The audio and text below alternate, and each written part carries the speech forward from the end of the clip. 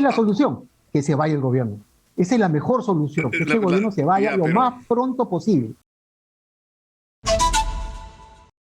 Estamos conectados vía Zoom con Javier Zúñiga y con Fernando Kluger, ambos economistas y analistas. Muy buenos días. ¿Cómo estás? Buenos días, Nicolás. Buenos días, Nicolás. De mucho tiempo. Pero después de tiempo con Fernando Kluger, a Javier lo hemos estado viendo más seguido. Yo quisiera que empecemos por hablar sobre cuál es exactamente la situación en lo que estamos. Es decir, qué es lo que estamos viviendo y qué es lo que nos espera. Porque el ministro de Economía ha anunciado algunas medidas, ¿no? Pero yo creo que lo primero que hay que partir es el diagnóstico. Es decir, ¿qué es lo que tenemos al frente? ¿Va a seguir la inflación? ¿No va a seguir? ¿Va a haber recesión? ¿No va a haber recesión? O sea, ¿cuál es la cara del monstruo que enfrentamos, del enemigo que enfrentamos?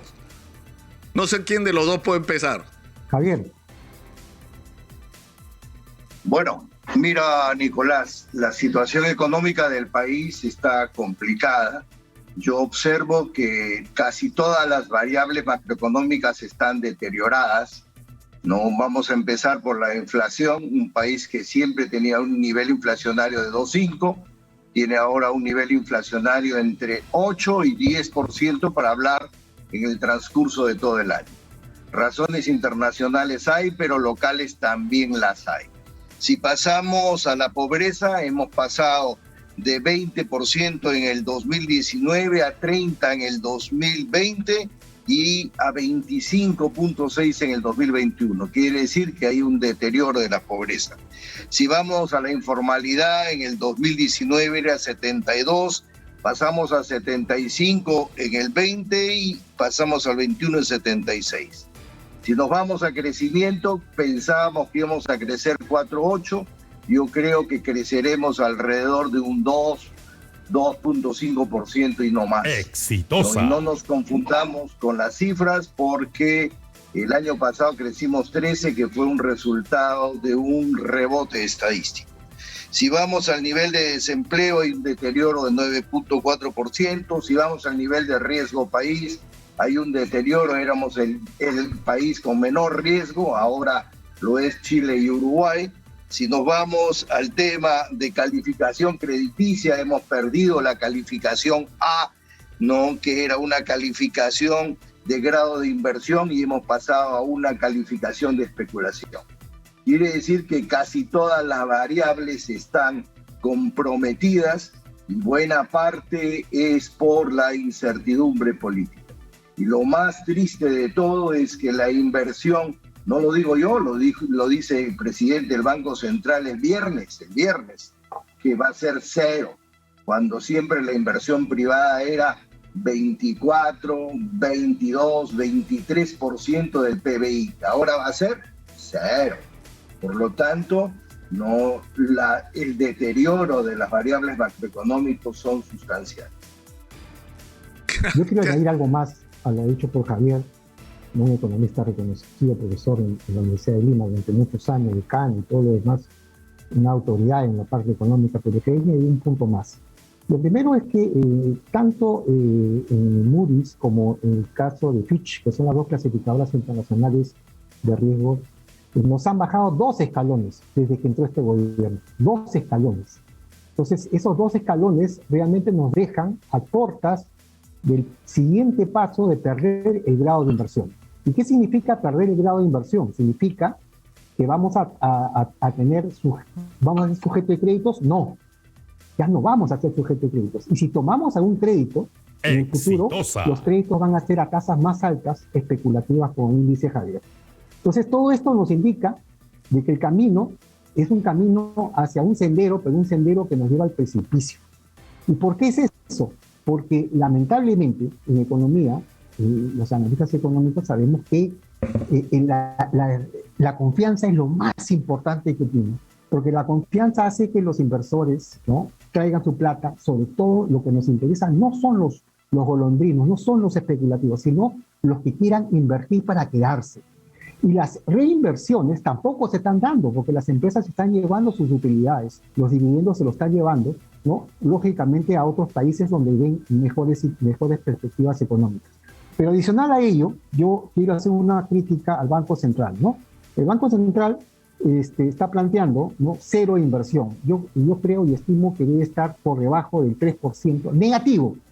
O sea, no va a haber inversión privada, sino va a ser una inversión privada negativa. Pero adicional a ello, en lo que es políticas de bancos centrales, lo que tenemos que manejar son dos factores. Un factor de políticas prudenciales, macroeconómicas, y otra de microprudenciales.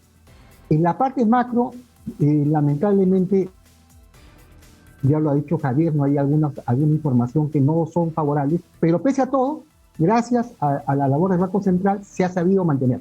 Tenemos unas buenas reservas internacionales netas encima de 76.000 millones, y una posición de cambio, que es justamente los recursos con los cuales se puede invertir, se puede hacer manejo de política. Entonces todo es... Hoy hemos perdido la conexión con Fernando Kluger. Cambio, y esos 56.000 millones,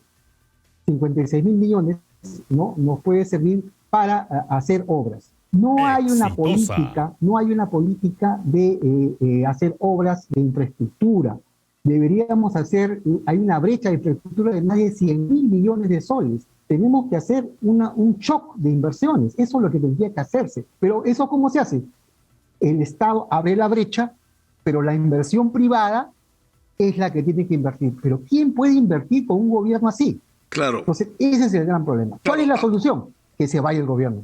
Esa es la mejor solución, que este gobierno se vaya lo más pronto posible y que venga un gobierno con gente técnica. Eso es justo lo que te iba a preguntar. Haces un análisis bien, claro. Estoy de acuerdo con tu concepción de que acá la corrupción es el principal problema. Y la cabeza, que es el presidente de la República, es el primero que tiene que decir que no es corrupto. Pero no solamente decirlo, sino demostrarlo. Y para eso, concuerdo con lo que tú dices, él tiene que ponerse, él tendría que renunciar ya.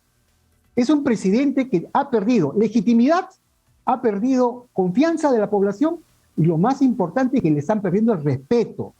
Y eso no puede ser un gobierno normal. Esto ya no es un gobierno normal. Fernando, lamentablemente el Congreso no ayuda. Antes de ir a eso, que son más bien las conclusiones, yo quisiera que terminemos el diagnóstico, porque yo acabo de leer la carta que le mandan los trabajadores de Provías al ministro de Transportes, ¿no? Porque, es decir, tú tienes un país agobiado por la pandemia y el impacto económico que dejó, una crisis mundial, una inversión privada que está parada, incluso que ha disminuido, por lo que tú dices, Fernando, ¿no es cierto? No es que solo se paró, sino que ha disminuido.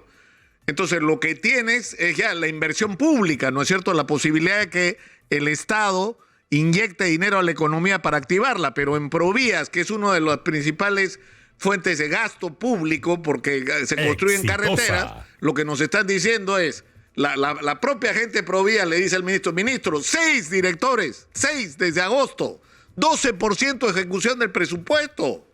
Estamos muertos así. Es decir, lo que debería estar ocurriendo es que el Estado gaste, o sea, porque estamos hablando, y el ministro de Economía ha hablado de bonos, ¿no? O medidas tipo devolución de dineros del FONAVI, de las CTS, de las AFPs, que en realidad son paliativos para gente que está desesperada y que necesita dinero en la mano, pero no son soluciones de largo plazo, porque esa plata que la gente cobre se va a acabar en algún momento que viene después. Lo que necesita la gente es chamba, que la economía se active. En el tema, por ejemplo, disculpándome, Javier, que tocaba aquí, discúlpame, por favor, un minuto nomás. En el tema de déficit fiscal, el déficit fiscal está en 0.9, o sea, menos de 1%. Entonces uno aplaudiría, qué bien, el déficit fiscal, ¿no? Que es la diferencia entre los ingresos que recibe el gobierno, ¿no? Los ingresos tributarios especialmente, menos los gastos. Pero qué bien, aplaudimos. No, lo que pasa es que no están gastando, y tú lo has dicho, Nicolás, tú has dicho claramente que el porcentaje de gasto hasta el momento del ministerio más importante, que es Transportes y Comunicaciones, no están gastando, y lo que están gastando lo están gastando mal, o sea, con corrupción. Entonces, aquí llegamos a una tormenta perfecta. Tenemos que gastar bien, pero en este gobierno ya no. Tiene que ser un nuevo gobierno. ¿Tú crees que esto ya no donde hay, se le pida lo mínimo, ya no hay opción? Requisito mínimo honrado. ¿Ya? Eso es lo primero. Y que nadie de los que estén alrededor tuyo tengan antecedentes como tú lo estás notando, Nicolás. O sea, da vergüenza que una persona que está manejando, que inclusive está haciendo su serratea en un hotel, ¿no?, que tú manifiestas, todo eso, ¿qué significa? Corrupción. ¿O es normal que Ahora, un funcionario se reúna fuera de la institución? Eso es ilegal. Javier? O sea, cualquiera se da cuenta que eso hay corrupción. Pero ¿cómo hacemos entonces, para pasar? Debemos nosotros ponernos la mano al pecho, exitosa sobre todo, y a comenzar a hacer la campaña para que se vaya a Castillo. Este presidente no haga más daño al país. Ya lo hizo. Ya ha hecho daño al país porque estamos a punto de perder el grado de inversión. Estamos con todos los tú compartes, Javier, camino al precipicio. Y eso no podemos permitir. Javier, ¿tú compartes esta visión que el principal problema económico del país es el presidente Castillo?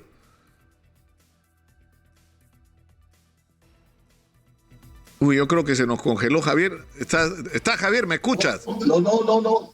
Yo no me he congelado, sino que yo lo que he hecho inicialmente es determinar cómo ha sido el deterioro de la economía. Estoy en el tema del diagnóstico. ¿No? El asunto después del diagnóstico es determinar qué hacer, ¿no? Yo me voy a encaminar evidentemente por el tema económico y no por el tema político.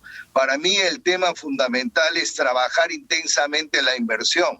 Repito, la inversión pública era 4 o 5% del PBI, ahora es 2%, ¿no? La inversión privada era 20-22% del PBI, ahora es 0% y probablemente sea negativa porque la presentación del presidente del Banco Central del día viernes para mí ha sido recontra conservadora y no alarmista. Por lo tanto, si no se trabaja en inversión pública y privada, no le veo forma, ¿no?, de que la economía peruana siga adelante. Entonces, el tema no es solamente un tema de corte político, lo hemos hablado 1000 veces, Nicolás, ¿no? Por lo menos que coloquen en los sectores productivos, ¿no?, a profesionales vinculados al tema, ¿no? Un ministro de Comercio Exterior que es psicólogo, que dicen que hace las cosas bien, un ministro de Producción, ¿no?, que es contador y que no ve temas de corte productivo, ¿no? Una ministra de Energía y Minas que recién ha entrado, que parece que sí conoce de temas de energía, pero el tema económico, Javier, es un tema... Discúlpame, Javier, te tengo que interrumpir porque tenemos que ir a la pausa. Discúlpame, por favor, estoy obligado a ir a la pausa. Regresamos inmediatamente con ustedes para hablar de esto precisamente. Estamos conversando con los economistas Javier Zúñiga y Fernando Kluger sobre la situación del país y las cosas que hay que hacer para enfrentar esta situación. Miren, me acaba de llegar, miren, de lo que estamos hablando y justo, esto está calientito. Esto es un informe que le envía el director de Recursos Humanos del Ministerio de Transportes y Comunicaciones al secretario general. El señor Raúl Nalbarte también es el director general de la Oficina de Gestión de Recursos Humanos. Y esta comunicación va dirigida a Alan Rodolfo Núñez, que es el secretario general encargado en este momento del Ministerio de Transporte. ¿Y se refiere a qué? Al nombramiento como director ejecutivo de Provías descentralizado del señor Víctor Orlando Haro. ¿Y saben cuál es la conclusión? Que el señor no califica, primero porque trabaja en el gobierno regional de Ancash, lo cual es una duplicidad de funciones, y trabaja en el tema de energía, que no tiene nada que ver con transporte, pero además el señor tiene un problema. El señor tiene en este momento, dice, debe tenerse en cuenta de que el señor Víctor Orlando Haro Corrales se encuentra investigado por la comisión del delito de colusión simple y criminalidad organizada. O sea, no estamos para esto. Es decir, el que iba a ser el 7º director de Provías no puede ir porque no está calificado. Entonces, ¿cuál es el criterio, no? O sea, seguimos dando vueltas alrededor de lo mismo. En fin, le quité la palabra a Javier. Discúlpame, Javier, adelante, por favor. Bueno, el criterio de meritocracia en este gobierno no existe. Lo hemos conversado, Nicolás, muchas veces. No hay países, y cito el país México, en donde simplemente se cambia al ministro o al secretario y viene con 2 o 3 asesores y punto, y todos los demás permanecen en sus puestos porque la meritocracia es la meritocracia y es la especialidad. Y lógicamente, Exitosa. si vas a colocar a un ministro de Agricultura, tiene que ser un experto en el tema, ¿no? Aquí en el país no nos hemos pasado desde julio del año pasado en colocar ministros que no tenían ninguna relación con el tema. Por lo tanto, no, lo que tú me cuentas de Provías me parece pues inaceptable, ¿no? Es definitivamente continuar con los actos de corrupción, de colocar a personas que no tienen ninguna relación, ninguna especialidad, ninguna calificación. Y para colmo, tienen problemas de corte legal, para colmo. Ahora, yo insisto, lo que dice Fernando, y voy a ser bien grosero, ¿ya? Que mi mujer ha crecido en Argentina y los argentinos hablan así, con un lenguaje bien florido, y me lo ha contagiado. Entonces, lo que dice Fernando es, propongamos lo que propongamos, son cojudeces y no se cambia el presidente. Eso es lo que dice en resumen, para resumirlo en criollo, mi amigo Fernando Kluger. Eso es lo que tú dices, Fernando. Que estamos perdiendo tiempo en esta discusión porque todo depende de quién va a hacer estas cosas que hay que hacer.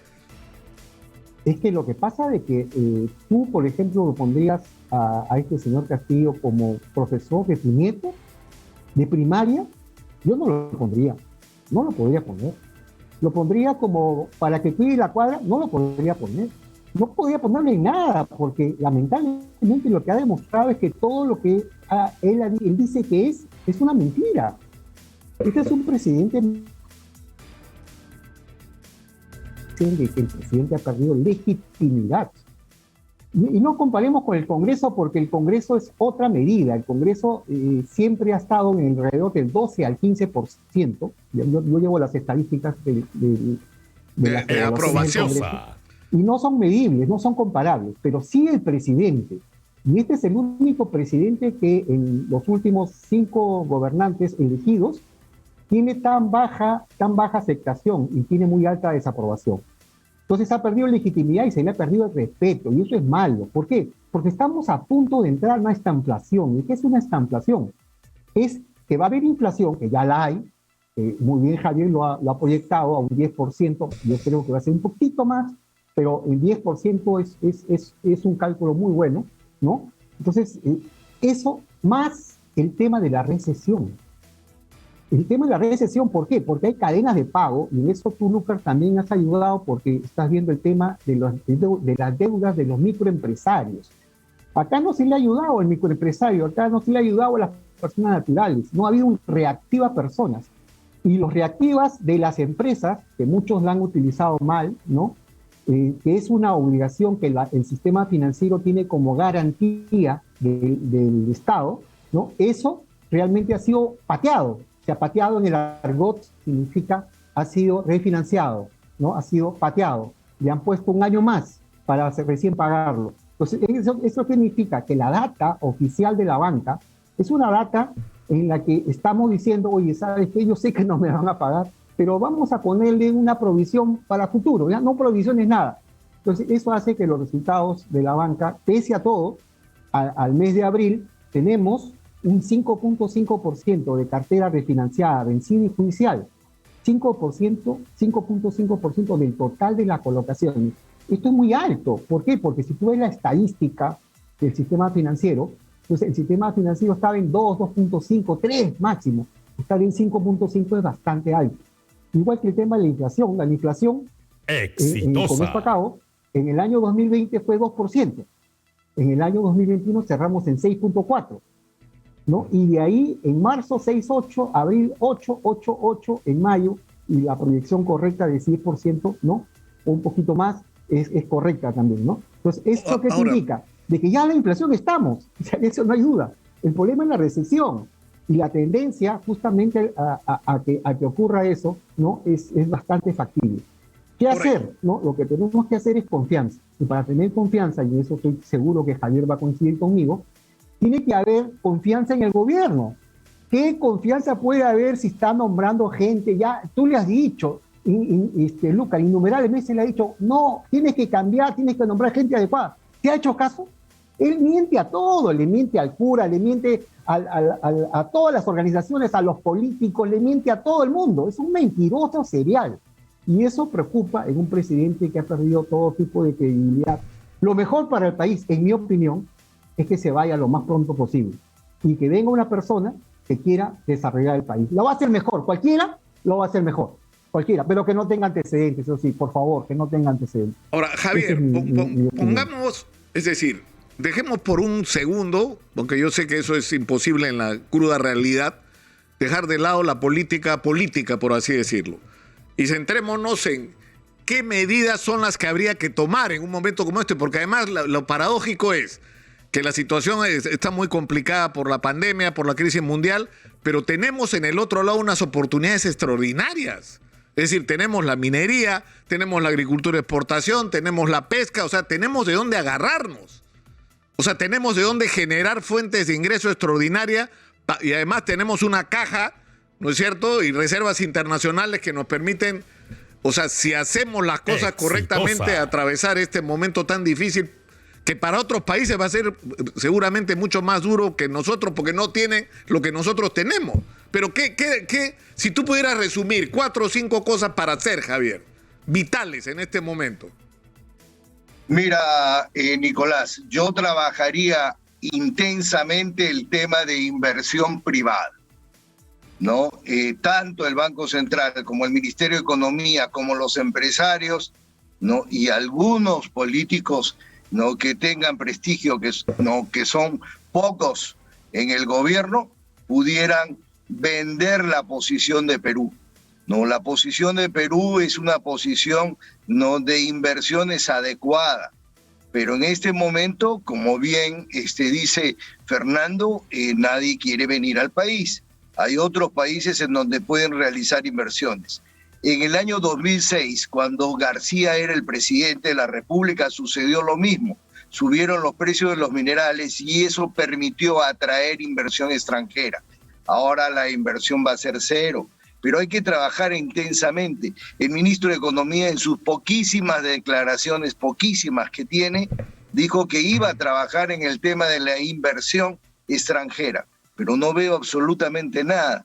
Tienen que salir a vender las posiciones. Eso se llaman roadshow, que lo hacían empresarios, no el ministro de Economía, el presidente del Banco Central y algunos políticos de prestigio. Pero no se está haciendo nada. Yo creo que ese sería el camino en un momento en donde la inestabilidad política reina. Ahora, si analizamos el tema de incertidumbre, ¿no? En los últimos 14 meses desde mayo del año pasado, el resultado es pesimista. Exitosa. Quiere decir de que consideramos, ¿no?, de que la situación económica no va a mejorar. Y lo que está ocurriendo que lo que se ha trabajado en 25 años se ha destruido en casi 11 meses. Ahora, insisto, ¿no? O sea, uno de los temas es este. Hay que atraer la inversión y uno de los principales rubros para esa inversión es el minero. Pero eso supone, por ejemplo, darle importancia a temas como el de las bambas, que a nosotros ya en un momento a mí me trataban como si yo estuviera loco. ¿Qué tanto insiste Lúcar con ese tema de las bambas? Pero es la más grande inversión minera del país y es un proyecto donde había un entendimiento, o sea, las comunidades cediendo sus territorios para que haya minería. Era fantástico el proyecto de las bambas como un modelo a repetir en el resto del país. Ya todo paró 60 días porque no se hicieron las cosas oportunamente, porque esas mesas de diálogo no tenían que ocurrir después de un bloqueo, ¿no? O de tomas de terreno, ¿no? O sea, si se hubiera actuado con previsión. Y ese no es un defecto de este gobierno, ¿ah? Esto viene de hace rato. O sea, explotan las cosas para que la gente de quien esté en el gobierno reaccione, ¿no? Fernando. Se entrecortó, no te escuché bien. No, lo que te decía es que con respecto al tema de la inversión minera, por ejemplo, ¿no? Es decir, no nos pueden pasar cosas como la que nos ha pasado en las bambas, ¿no? O sea, totalmente de acuerdo. Mira, en el tema de las bambas, si uno hace la historia de las bambas, en el año 2004 Toledo entregó un chequezazo así de 45.5 millones de dólares para que se inicie todo el tema social, la ayuda social a las comunidades aledañas. ¿Sabe cuándo recién se utilizó? En el 2009. Entonces no puede ser que esté depositado el cheque que era para las comunidades 5 años. O sea, eso es inconcebible, pero eso sucedió. García lo sacó y lo comenzó a utilizar. Se hicieron, entre comillas, 87 proyectos. Solo se auditaron 19. O sea, hay evidencia de que 19 se han producido. ¿Y qué ha pasado con el resto? ¿Esa labor de quién es? ¿De la empresa? Esa labor es del Estado. O sea, el Estado se ha equivocado en su política de realmente promover el tema de la minería. Y eso viene de atrás, no viene necesariamente acá. Pero acá, ¿qué viene? Acá he tomado una foto desde el mes de octubre 2021 a abril 2022, que es la última foto que se puede tomar. Esa foto, ¿qué nos dice? Que la minería ha decrecido 17.85%. 17.85%, se ha caído la minería en el mejor momento de precios, en el mejor momento de producción. O sea, es inconcebible. Y las bambas representan el 1.4% de todo el producto. Entonces, las bambas es importantísimo. ¿Cuántos días se han paralizado? Más de 90 días en lo que va este gobierno. Cuando llegó Bellido, ¿qué cosa hizo Bellido? Fue con su caballito blanco, fue inmediatamente, ¿qué hizo? Le dijo, ¿sabes qué? Denme una tregua de 60 días. Le dieron 60 días de tregua. Luego vino Mirta Vázquez, la antiminera, ¿y qué le dijeron? ¿Sabes qué? Dame 45 días de tregua. Y este presidente del Consejo de Ministros ha pedido 30 días de tregua. ¿Cómo va a haber tregua si están haciendo algo ilegal? Están bloqueando las carreteras. Eso es un delito. Ahora, otra cosa importante es, estas comunidades han entregado unas tierras. Si el precio ha sido bajo, el precio ha sido malo, ese es un tema ya cerrado.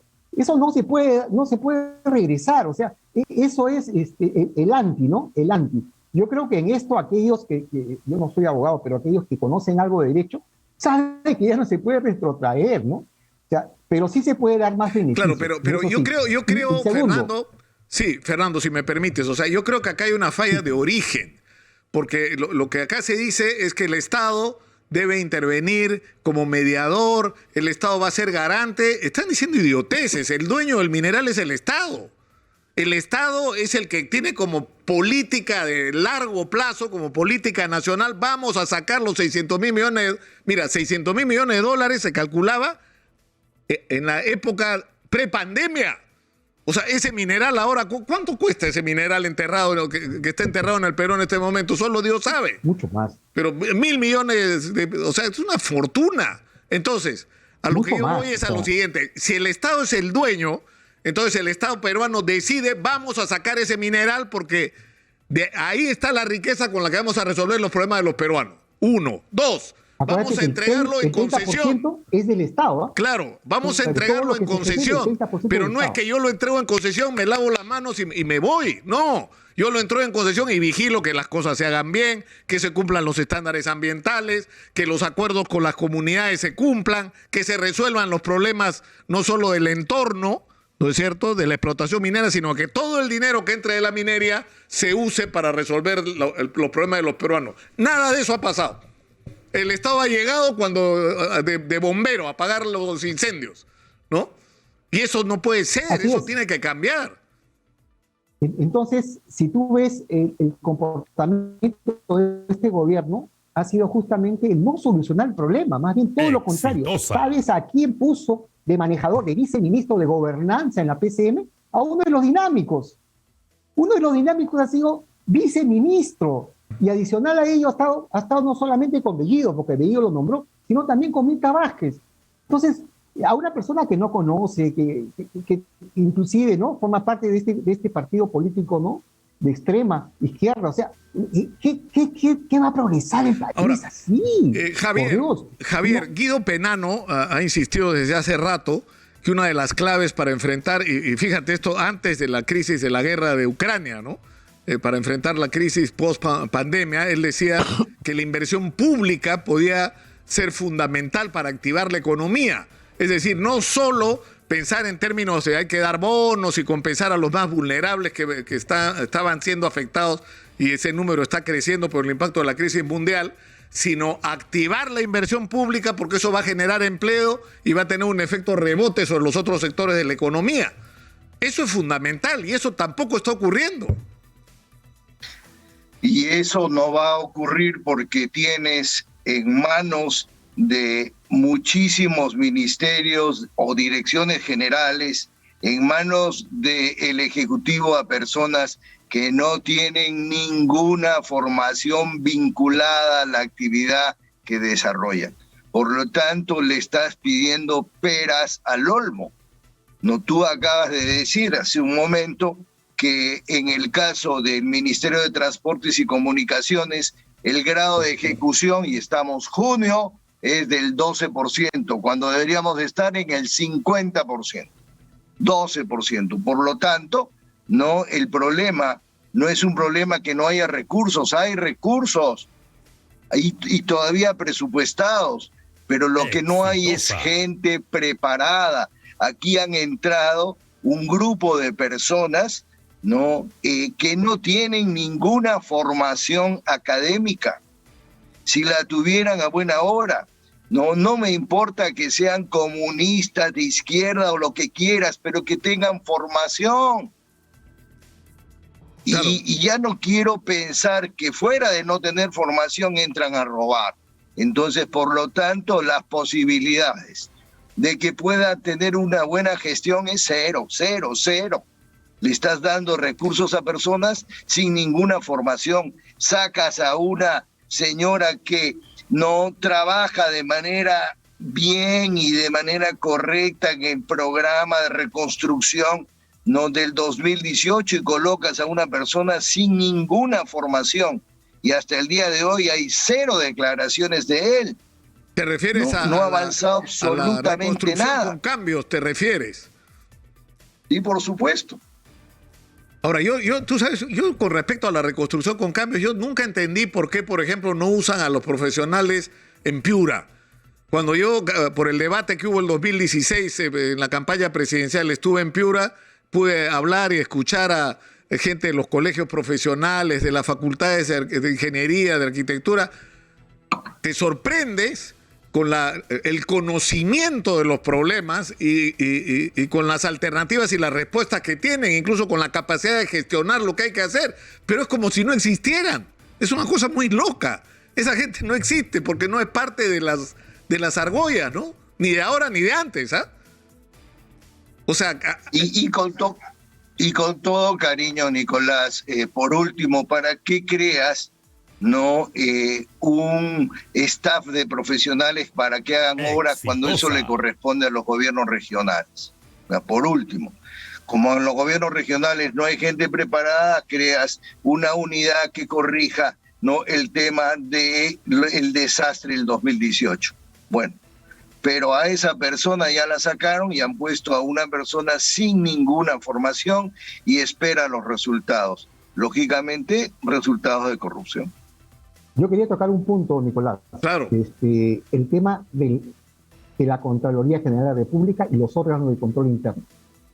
Los órganos de control interno, desde hace más o menos 10 años, ¿no?, ya forman parte exclusivamente de la Contraloría, y la Contraloría los nombra, la Contraloría les paga, etcétera, etcétera, ¿no? Entonces tienen un buen sueldo.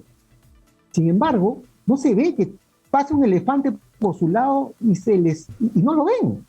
Y no lo ven. No es posible, o sea, acá hay que evaluar también a los órganos de control, ¿no? ¿Por qué? Porque acá los ratones, porque hay un montón de ratitas por todos lados, ¿no?, en este gobierno sobre todo, ¿y qué están haciendo? Y los órganos de control, nada. Como aduanas, dejan pasar, dejan hacer, no hacen nada, no se ve, ¿dónde está el efecto? ¿Dónde están los informes?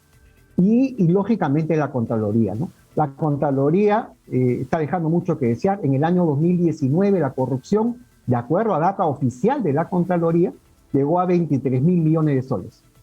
O sea, casi el 14% o un poco más del 14% del total del presupuesto en corrupción. O sea, ya no es el 10%, que era lo típico, ¿no? 10% de comisión, ¿no? 14% de corrupción. El año 2020 bajó a 21.000 millones. y el año 2021 probablemente esté cerrando en 23.000 millones de soles. Eso sí es una proyección.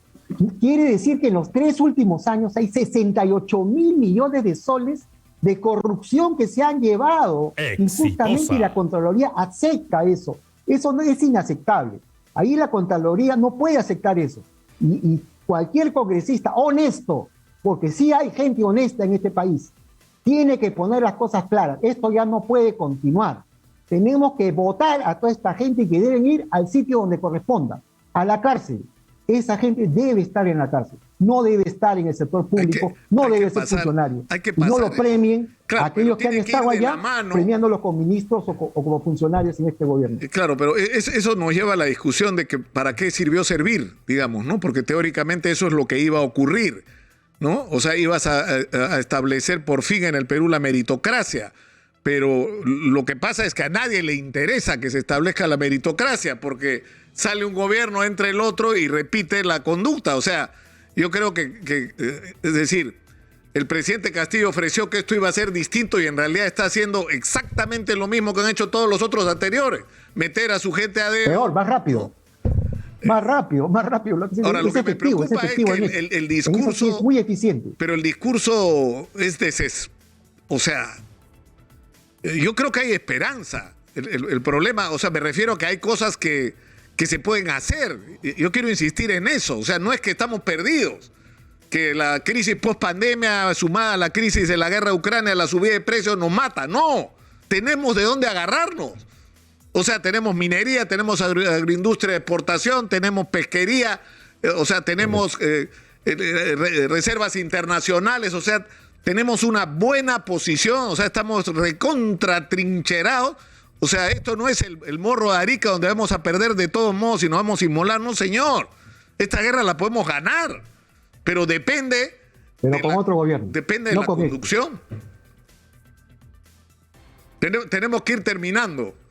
¿Alguna frase esperanzadora, Javier, por favor? Muchas gracias.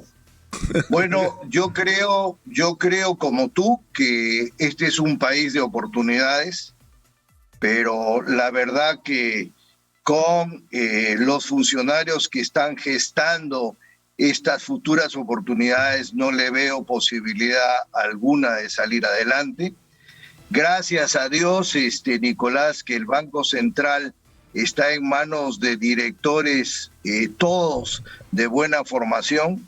Hay un ministro de Economía de buena formación, por lo tanto, el deterioro económico que pudo ser más no lo es tanto, y creo que es un país de oportunidades. No, con otro gobierno estaríamos hablando, por Dios, que entre 6 y 7% de crecimiento. No, la inflación sí podría ser discutida, pero podríamos hablar de un tipo de cambio flat de 3.5 para todos los 5 años. Pero con este gobierno la verdad es que muchas veces uno se desalienta y siente el deseo de salir corriendo. Tenemos que terminar por hoy. Yo les agradezco a ambos. Gran reencuentro con Fernando Kluwer, que ha tenido oportunidad de disparar, pero con bazooka. Hoy día disparó con bazooka, mi amigo Fernando Kluwer. Muchas gracias, Javier Zúñiga y a Fernando Kluwer, por estar con nosotros.